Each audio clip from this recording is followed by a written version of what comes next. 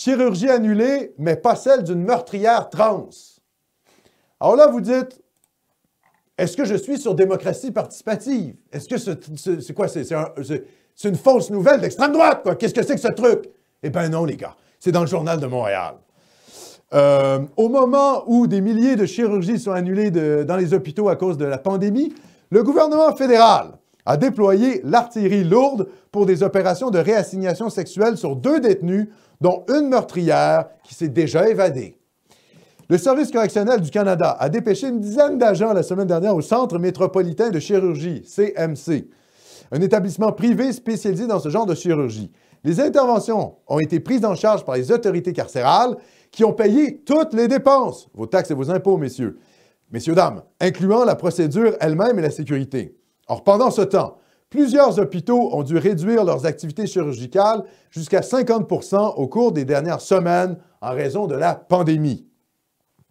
La situation est particulièrement difficile dans la grande région de Montréal où les soins intensifs commencent à déborder. Au printemps dernier, des discussions avaient eu lieu pour que des patients de l'hôpital Sacré-Cœur subissent leur chirurgie d'un jour au Centre métropolitain de chirurgie. Je rappelle les chiffres, c'est des chiffres qui sont rappelés par l'article. Les patients en attente avant la pandémie, c'était 114 000. Et au début décembre, c'était 140 000 personnes qui attendaient leur chirurgie.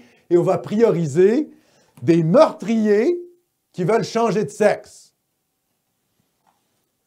Le Canada, paradis de la dérive gauchiste. Inversion du réel. Votre mamie ou votre père qui a payé pendant pendant des décennies, pendant 50 ans des impôts, qui est un honnête citoyen, qui a fait son rapport d'impôt, qui a payé ses taxes, lui, on le met sur la liste d'attente pour faire sa chirurgie.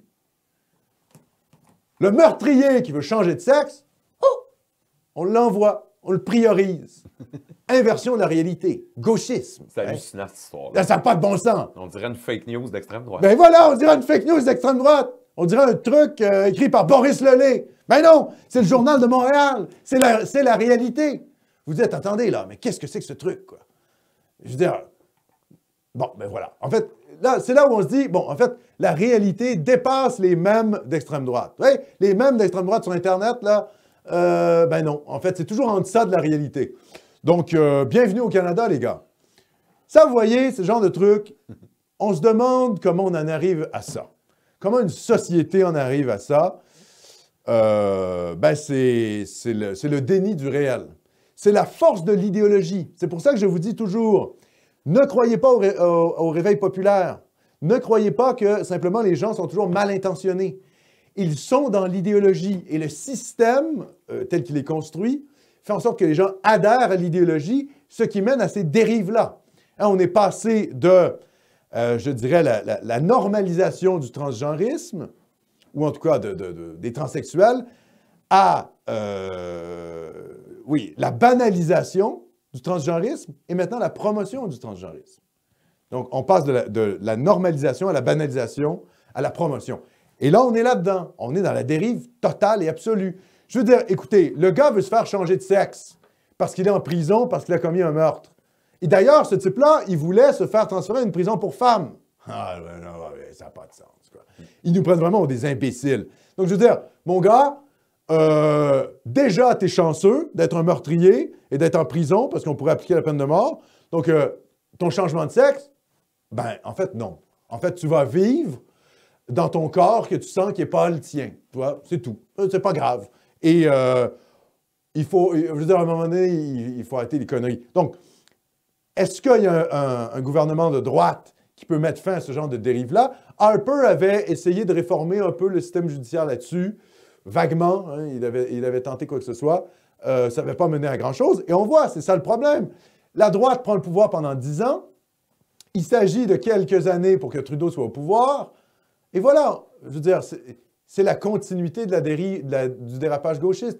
La droite n'est là que pour entériner les dérives progressistes de la gauche. Donc, la droite prend le pouvoir et elle dit « Oh non, non, on vient de prendre arrière. On fait juste geler la société. » Donc, ils acceptent toutes les dérives gauchistes de la société et finalement, quand les gauchistes reprennent le pouvoir, eh bien, ils accélèrent le mouvement. Et après, la droite... Par exemple, si Erin O'Toole prend le pouvoir après Trudeau, est-ce qu'il va revenir sur la légalisation de la marijuana? Bien sûr que non. Bien sûr que non. Donc, il va avaliser les dérives de la gauche. Ça, c'est ce qu'on appelle la sinistrose.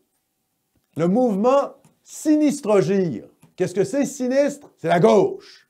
C'est le mouvement inéluctable de la politique vers la gauche.